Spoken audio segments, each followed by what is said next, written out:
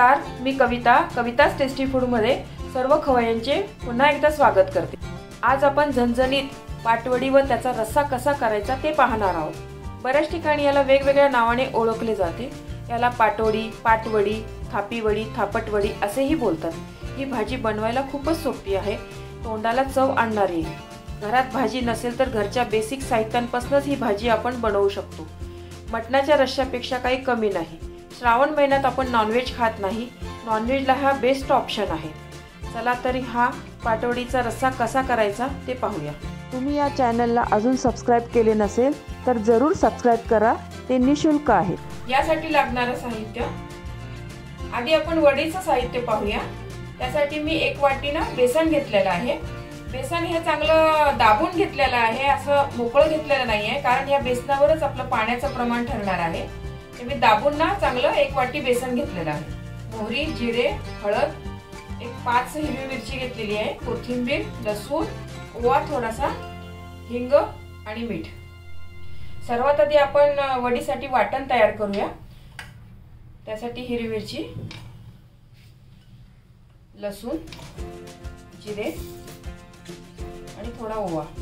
ओवा याच्यामध्ये ऑप्शनल आहे, नाही टाकला तरी चालेल, पण वडी बेसनाची आहे ना, मग ती बाधू नये म्हणून मी याच्यामध्ये थोडा ओवा घेतलेला। याचं आता वाटण करून घेते। हे बघा, हे मिश्रण मी असं बारीक केलेलं आहे, एकदम बारीक पेस्ट नाही केली आहे, थोडं जाडसरच ठेवलेलं आहे। रश्श्यासाठी लागणारं साहित्य, इथे 1 मोठा कांदा घेतलेला आहे, पाव वाटी खोबरं, कोथिंबीर, लाल तिखट, हळद, हा घरगुती आपला काळा मसाला आहे। याची रेसिपी पण आपल्या चॅनलवर टाकलेली आहे बघा, खूप छान लागते याच्याने आपली भाजी। आलं, लसूण, खसखस आणि मीठ। गॅसवर मी कढई गरम करायला ठेवलेली आहे, तर तेल घालते। या वडीसाठी थोडंसं तेल जास्त झालं म्हणजे छान बनते वडी। तेल चांगलं गरम झालेलं आहे आपलं, त्यात मी आता मोहरी घालते, जिरे, हिंग, हळद, ते वाटण केलेलं आहे ना आपण, ते वाटण पण घालूया।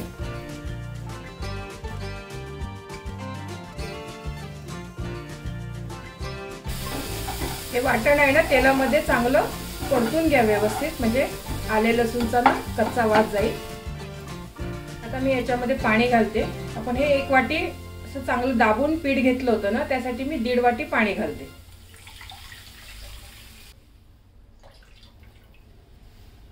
चवीपुरतं थोडं मीठ आणि थोडी कोथिंबीर।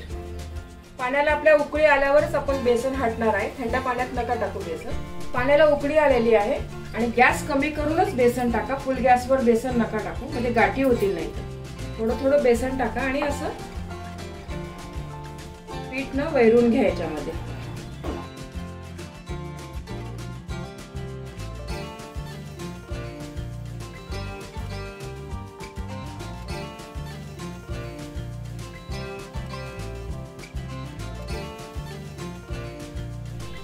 पिठाचा बघा व्यवस्थित गोळा झालेला आहे। तुम्हाला जर असं पीठ येत नसेल ना वैरता आणि गाठी होत असेल ना, तर तुम्ही हेच पीठ 1.5 वाटी पाण्यामध्ये कालवून पण केलं तरी चालेल, तरी पण त्याच्या पण वड्या चांगल्या पडतात। ती मला प्रॅक्टिस आहे म्हणून मी या पद्धतीने केलेलं आहे। आणि पीठ हे करताना लाकडी चमचा किंवा उलटणं घ्या, त्याच्याने गाठी खूप कमी होतात। हे पीठ आपण 2 मिनिटं वाफवून घेऊया। 2 मिनिट झाले बघा, हे पीठ आपलं चांगलं व्यवस्थित शिजलं आहे। हे वडीचं पीठ आहे ना, तुम्ही नॉनस्टिकच्याच भांड्यात करा, अजिबातच खाली बघा चिटकत नाही। आपण ॲल्युमिनियम स्टीलचं केलं ना तर बेसन नाही खूप चिटकतं मग भांड्याला। आता याची वडी थापून घेऊया। ताटाला बघा मी आधीच तेल लावून घेतलेलं आहे, याच्यातच आपण आता वड्या थापूया। आणि वाटीला पण तेल लावून घ्या, त्याच्यानेच आपण ही वडी थापून घेऊया व्यवस्थित। आता सध्या खूप गरम आहे, थोडंसं थंड झालं ना तर मग हाताने पण थापलं तरी चालेल।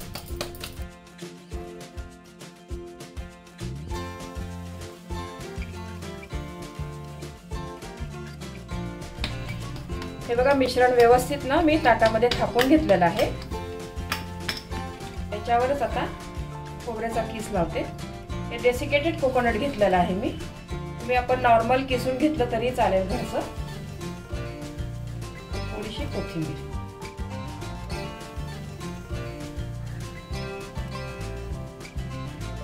सर्व असं व्यवस्थित दाबून घेऊया आणि हे मिश्रण पूर्ण गार झाल्यावरच आपण कट करूया।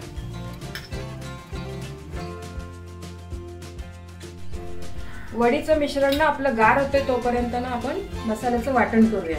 थोडं तेल घातलं कढईमध्ये, तेल चांगलं गरम झालं, याच्यामध्ये मी आता एक कांदा घालते। हा एक मोठा कांदा घेतलेला आहे।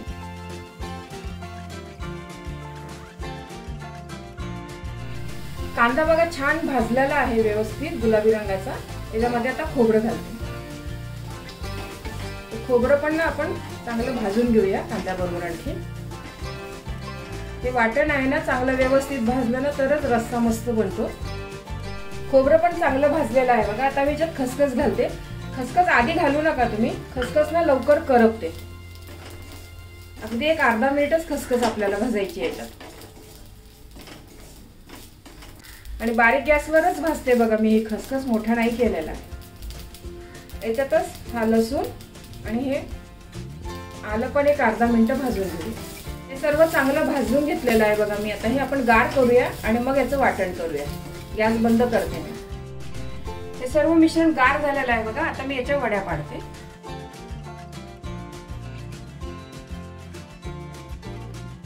शंकरपाळीच्या आकाराच्या आपल्याला वड्या पाडायच्या आहेत।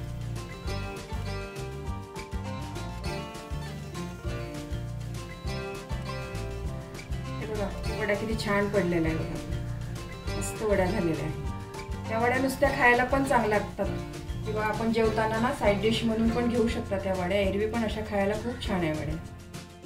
हे वाटण आहे ना मिक्सर मध्ये छान बारीक वाटून घेऊया। याच्यामध्ये ना मी या कोथिंबीरीच्या काड्या पण घातलेल्या आहे बघा। या काड्यांनी ना भाजीची चव खूप छान वाढते आणि या काड्यांमध्ये जीवनसत्व पाल्यापेक्षा ना जास्त आहे। त्यामुळे मी नेहमी या कवळ्या काड्यांना वाटणामध्ये वापरत असते। आणि वरून थोडी कोथिंबीर, थोडंसं पाणी टाकून ना एकदम छान पेस्ट करून घेऊया आपण याची। हा मसाला बघा मी छान एकदम बारीक वाटून घेतलेला आहे। आता आपण याची भाजी करूया। वर कढई गरम करायला ठेवलेली आहे। त्याच्यामध्ये कढईत तेल घालते मी आता। एक 2 ते 3 चमचे तेल घातलेलं आहे बघा। छान मस्त आपल्याला झणझणीत रस्सा करायचा आहे। त्याच्यामुळे जरा तेल आणि तिखट पण ना छान व्यवस्थित घाला तरच ही भाजी खूप छान चवीला लागते। तेल चांगलं गरम झालेलं आहे। याच्यामध्ये ना तमालपत्र घालते मी आणि हे वाटण घालते वाटलेलं आहे।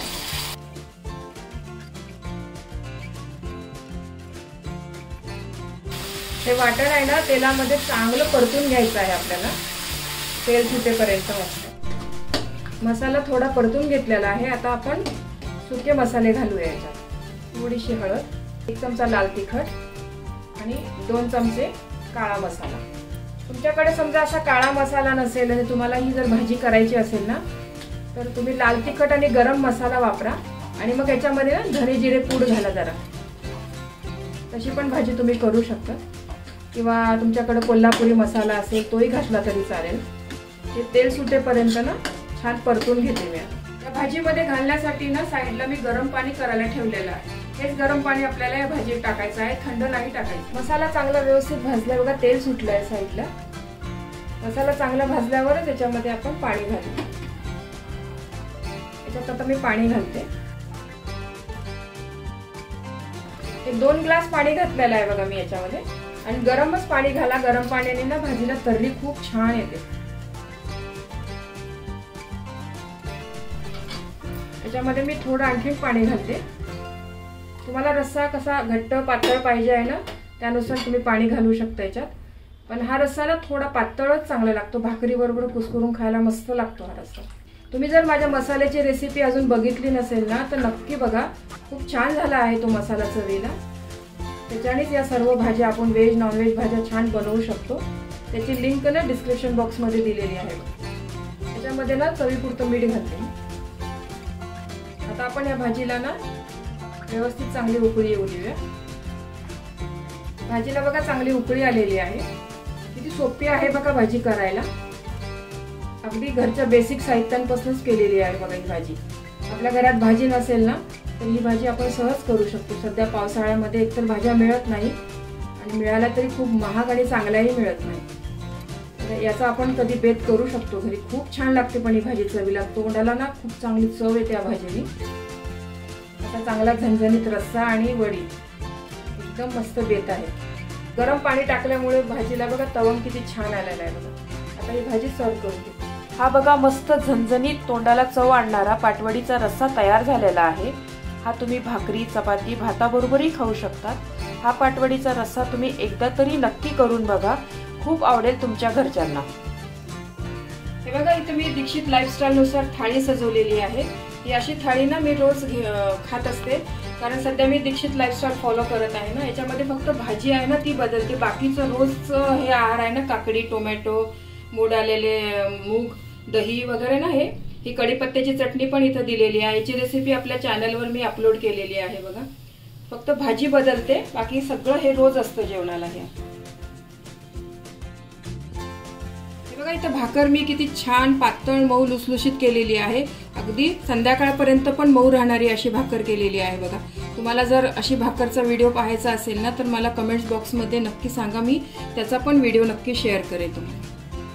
खूप मस्त पातळ भाकर झालेली आहे बघा ही, आणि या भाजी बरोबर ही भाकर खूप छान लागते. तुम्हाला ही रेसिपी आवडली असेल तर व्हिडिओला लाईक करा, कमेंट्स करा. तुमच्या कमेंट्स वाचायला मला फार आवडतात. तुमच्या लाईक्स आणि कमेंट्समुळे माझा उत्साह वाढतो आणि नवनवीन व्हिडिओ बनवण्यासाठी प्रोत्साहन मिळते. याचबरोबर तुम्ही मला फेसबुक, इंस्टाग्राम आणि पिनइंटरेस्टवर देखील फॉलो करू शकतात. त्याची लिंक डिस्क्रिप्शन बॉक्समध्ये दिलेली आहे. तर पुन्हा भेटूया एका नवीन रेसिपीसह. तोपर्यंत मस्त खा, काळजी घ्या. धन्यवाद.